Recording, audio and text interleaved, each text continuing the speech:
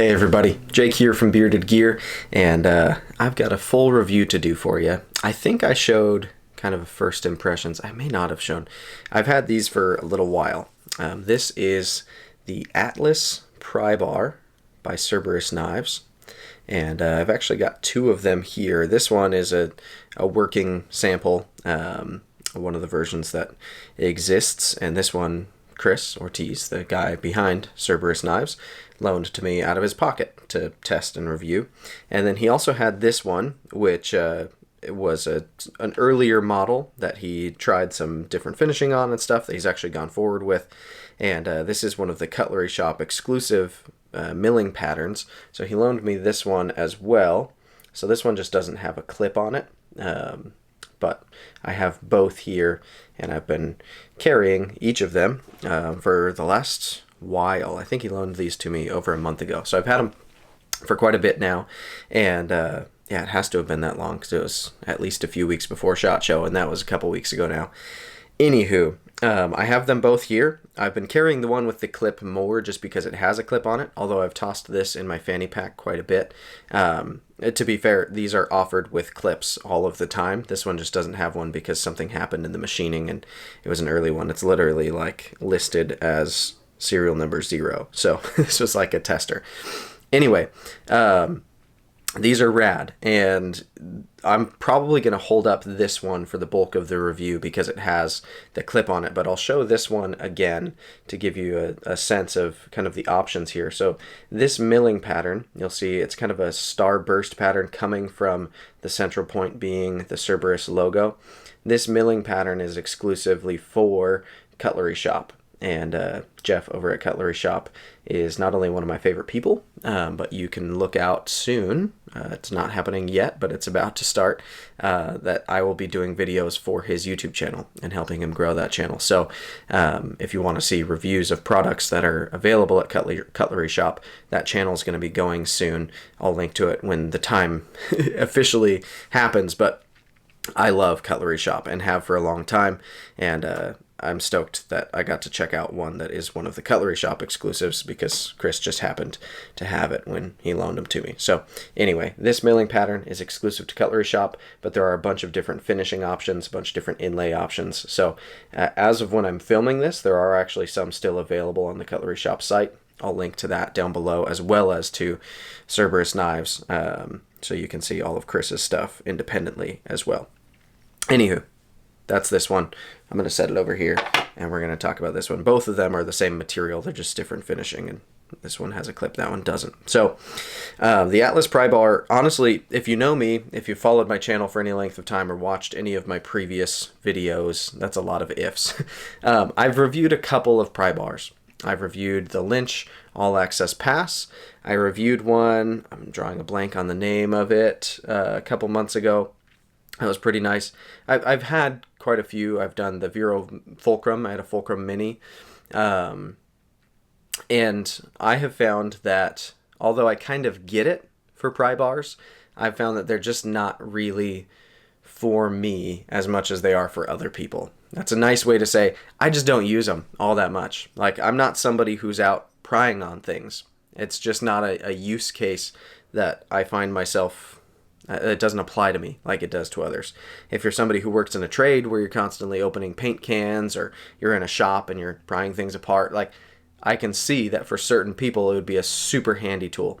For me, it's just less handy. I find myself, when I'm carrying a pry bar, often at the end of the day taking it out of my pocket and realizing I didn't use it for one thing the whole day. That said, there are occasions where I'll pry something open. Usually it's because I have a pry bar and I realize, oh, maybe I could pry this open with it. Kind of a hammer in search of a nail in that way sometimes. But I just don't have like this deep need for the tool of a pry bar. So with all of that said, I have had this little bit of, I don't know if it's a frustration or an observation or what, but I've just noticed that most pry bars in the EDC space, the everyday carry space, are titanium. And it's not that titanium is a bad material for a pry bar. Obviously, it works. A lot of people have great success using titanium pry bars a lot. It's lightweight. It looks cool. You can anodize it a bunch of colors. I get it. Titanium is an okay material to use for a pry bar, but I would never argue that it's the best material for a pry bar. I'm not a nerd about like tensile strength and all of that, but the talking point of these pry bars, the thing that I think is most impressive to me, is that he's using cryo heat treated 3V on these. And 3V is a super tough steel. It's a toughness focused steel. It's a steel that I really like on bruiser outdoorsy knives that I'm going to be batoning with and being rough on extensively. So this, to me, makes way more sense if you're buying this to use as an actual hard use tool to be prying things apart and prying things open and opening stubborn bottles with the bottle opener portion, because it is a toughness focused material. It is tougher for this use case. It's better than titanium is, I would argue. Is it as light? No. This would be a little bit lighter if it was titanium, for sure. Can you anodize it like you can titanium? No. Like, I get that there are reasons to also use titanium, but I think 3V makes way more sense. So I love that that's what's happening here. In terms of features on this guy, to kind of try to make this a little more concise, I feel like I'm out in the weeds a bit. Heat treated 3V, he even lists it as cryo back here. And then we've got a titanium clip. You'll notice this looks exactly like a Lynch all access pass clip, and that's because it is. And it's not like Cerberus stole this clip from Lynch. He reached out to Casey Lynch and said, how would you feel about me using your pocket clip on my pry bar as well and buying a whole bunch of them so that I can just offer it already on there? And that's exactly what happened. So this isn't like a plagiarized clip or a copy of a Lynch clip. It's an actual Lynch clip that is just included already on this pry bar, which I think is brilliant. It's already a great pry bar clip, and I know that Chris at Cerberus Knives already really liked the clip for pry bars, so why not use it if it can be made available? And I love to see that. So titanium, deep carry, loop over style clip, and then we have an inlay. On this particular one, we're looking at a Jade G10. I'm not a Jade G10 fan. I just don't like the material. I get that some people do. I much prefer things like this OD green micarta, but there are options. So different colors of micarta, different colors of G10. I don't know if he's used any materials other than those yet, but I imagine the application or to do that, to accomplish it, would be pretty easy because it's a fairly simple inlay here. But that's just held in. My voice just cracked real bad. That's just held in with a couple of little Torx screws. Looks like T8 to me. Actually, those are just hex screws, if I'm not crazy. I don't know. A couple little screws holding that in. A little screw on the pocket clip. It's not a complex tool. This doesn't have moving parts, right? So it's just a clip and an inlay, and the rest of it is heat-treated 3V.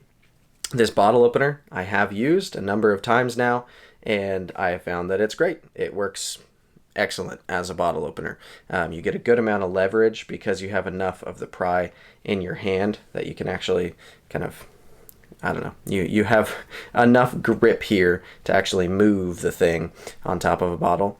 The pry bar, as is typical for pry bars, you'll notice it comes down to kind of like a chiseled angle here. Comes down.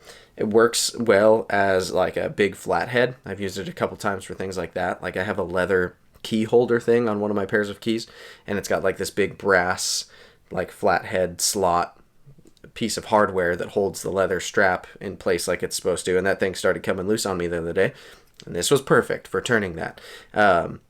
You can see it's also a little bit mangled. That is more from Chris than from me. He's been testing this one personally quite a bit before he gave it to me to review. Not gave it to me. I'm giving it back to him. He loaned it to me. But yeah, I mean, I'm sure for opening paint cans, which I haven't done with it, it would be great. For prying open some pieces of wood that are nailed together, like things that I just don't do in my everyday life, I would imagine that this is going to do quite well. It would be dishonest for me to say that I've tested those things because I just don't have the application. But anyway, I think it's sweet. I really like it.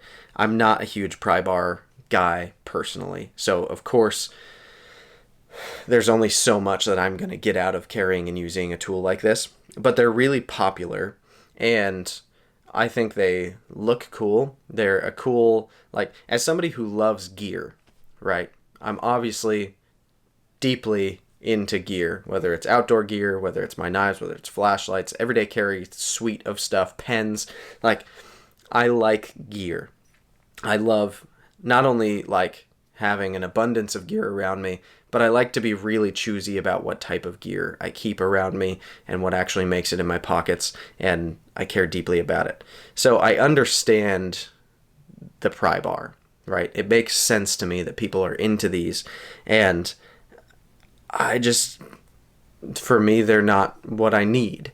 But if I'm going to own one, which I've yet to like feel the need to really own one, but maybe my circumstances will change. I'll start doing something more often where I feel like I need one more, or I'll just break down and have one that sits in a drawer like a bunch of other gear that I have that never gets used.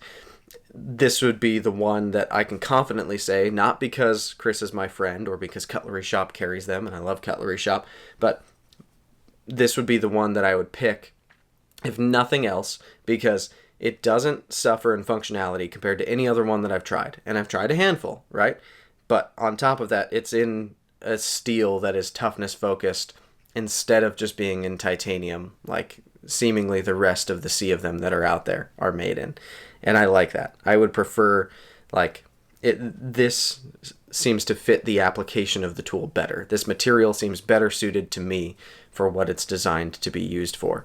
And I just like that. I love the idea of having a tool that is, like, it doesn't cut any corners and it's no nonsense. And even if I don't plan to ever use it at its limits, I like knowing that it's capable of going farther than I may ever use it. That's part of why I really like really impressive steels on my knives. Like, do I need every knife I own to be in a really incredible steel? No.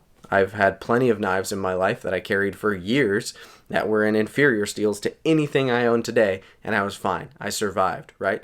But I like knowing that I have the thing that is the best for what it can be, if that makes sense. I don't know. This got oddly philosophical. Anyway, the Cerberus Atlas pry bar is rad. I think they're really well done. The machining is excellent. The finishing is great. I mean, even look at, like, this copper wash that he did on here is rad. And it's like patinaing in a cool way. And this is just a copper wash on top of the steel.